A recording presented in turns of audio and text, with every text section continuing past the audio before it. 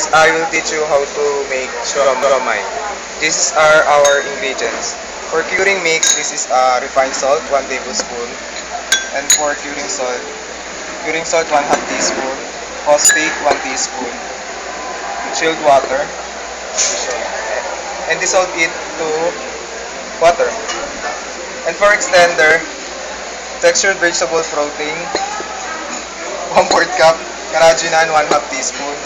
And for seasoning, 1/2 tablespoon of black pepper, garlic chop, 2 tablespoon, carrots, 3/4 cup, and young green onions, 1/4 cup.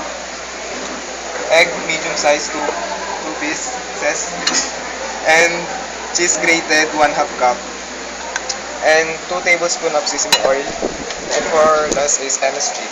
This is a curing ingredients. Dissolve it to the water. Put it to water. Refined salt. Curing salt. I see. Phosphate. Make it dissolve into the water.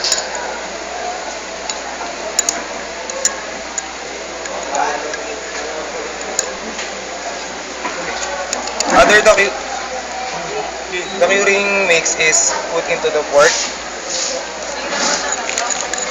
and massage it.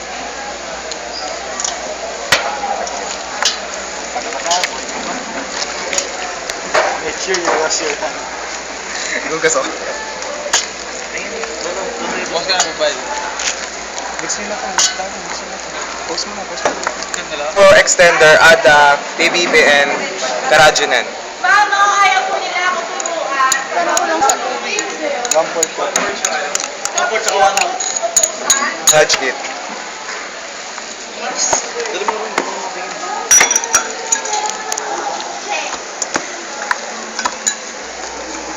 Yum. And for the seasoning, add the black pepper, garlic chop, Fine sugar ba? carrot, Wala. Ano po lang? May phosphate. young green onion, Yun nga.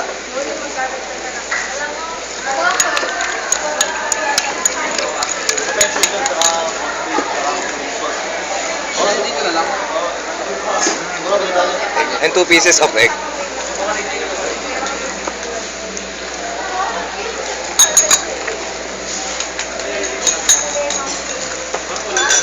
Sesame oil,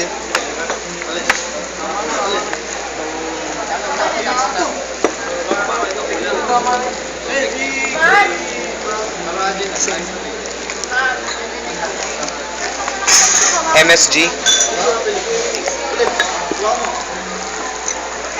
and the last is grated cheese.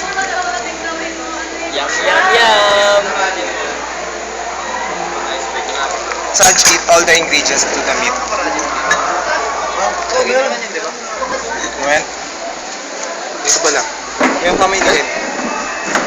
After 24 hours, you may eat the siomai.